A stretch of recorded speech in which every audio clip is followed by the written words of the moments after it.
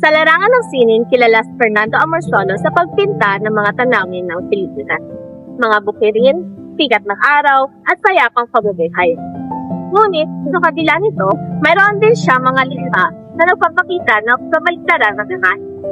Sa aking pagkikita sa National Museum of Fine Arts, pinili ko pagtuunan ng pansin ang likha ni Amorsolo na Ruins of the Legislative dahil sa malalim na kasaysayan sa Battle of Manila noong 1945. Bago natin suriin ang obrang ito, alam niyo ba na ang dating Legislative Building ay ngayon ang tinatayuan ng National Museum of Fine Arts?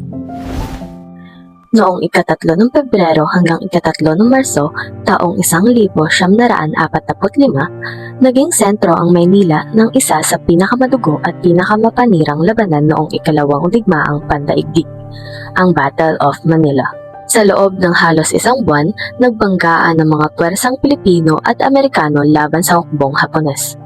Mahigit 100,000 sibilyan ang nasawi at daan-daang makasaysayang gusali ang nawasak sa gitna ng digmaan.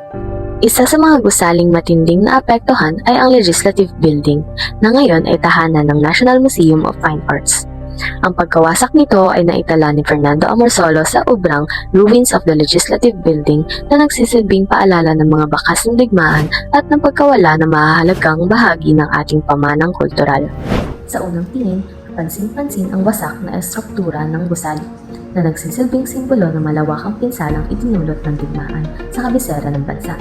Makikita rin ang mga buho at sira na nagpapakita kung paano naapektuhan hindi lamang ang gusali, kundi ang buhay ng mga Pilipinong nakasaksi sa trahedya.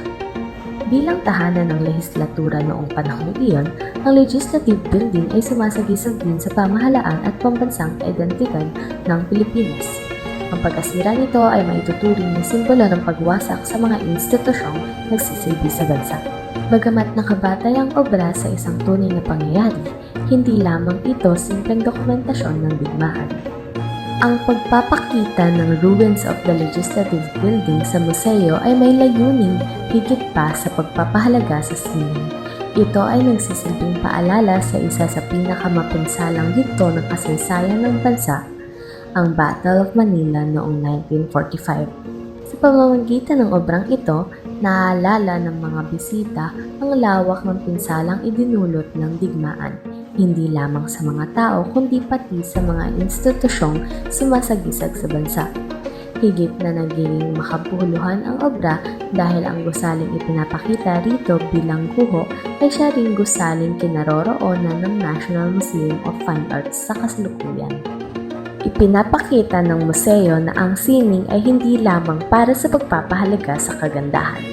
Maaari rin itong magsilbing tagapangalaga ng alaala, kasaysayan at mga aral mahalagang maipasa sa mga susunod na henerasyon. Sa kabuuan, si Fernando Amorsolo ay hindi lamang pintor ng mga payapang tanawin at maliwanag na larawan ng Pilipinas.